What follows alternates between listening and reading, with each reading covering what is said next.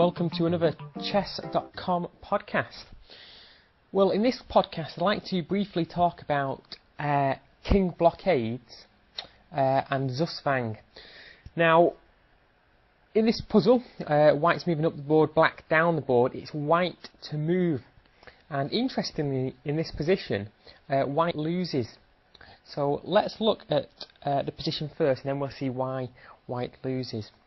Well, if we examine the king's positions, we can see that both kings are trying to set up blockades against possible pawn storms. However, the two black pawns, although there's one less than them, they critically control the square in front of the white king. So if the white king was to try and attack one of these pieces, one of these pawns, for example, king c2, then simply a2 and black queens and should win this endgame very rapidly. So white's in a kind of a stuck position with his king, but he does have these three pawns he can move on. Black has one advantage though. He's got the squares in front of these three pawns, the critical squares, under his control, and particularly this one directly in front of him at g7. So let's see what happens if white tries to progress here.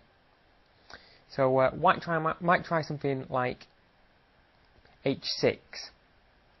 Now what black players should do here is come to h7, attacking or stopping this pawn from moving forward. And what can white do? Well, he could try f6, but simply king coming to g6 and the king blockade is complete.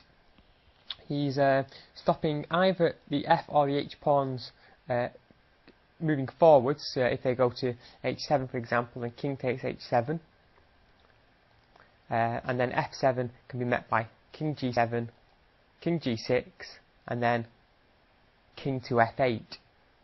And the king is quite comfortable and can take the pawns if they advance, or if the g pawn advances. So the white king would be forced into a move such as king a2, and then c2 would win the endgame for black. So let's have a look at a different variation. Instead of moving this g pawn forward, h pawn forward, we move the g pawn forward. So what should black do here? Well, again, he needs to take control of the squares in front of these pawns. So to do this, he comes to g7. And now, this is a very similar position. You know, if the pawns advance, they can be taken off. This was the same position we saw before. So the white king will be forced to move, which is king c2, and as we know, this is one for black.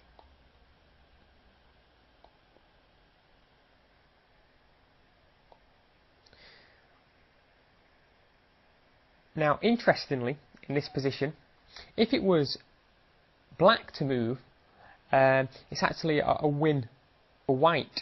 So we'll just very briefly look at that. What I'll do is I'll triangulate the kings here. Right.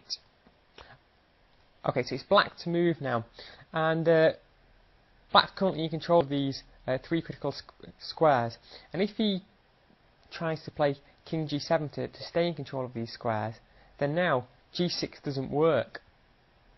Well, g6 works for white, but it doesn't help black, because black's forced moves to either the f6 or h6 squares, and that simply allows a passed pawn. Because if king moved back to g8, then h6, and we see the pawns are in control of the squares in front of the king, and it's very easy to promote a pawn from this position for white.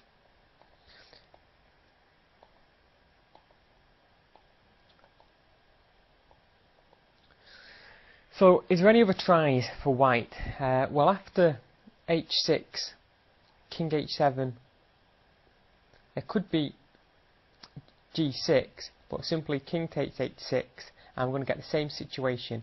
Whereas if these pawns advance, they can be taken off by the black king. So I hope this has been instructional. You've seen the two different kind of setups we've got here, for black and for white, but how the black king controls the critical squares on the 7th rank, whereas the white king doesn't control all 3 critical squares on the 7th rank, or the 2nd rank for him, and therefore this leads to a black victory despite white being a pawn up and his move. So thank you again for watching another Chess.com podcast. Will be another Chess.com podcast next week.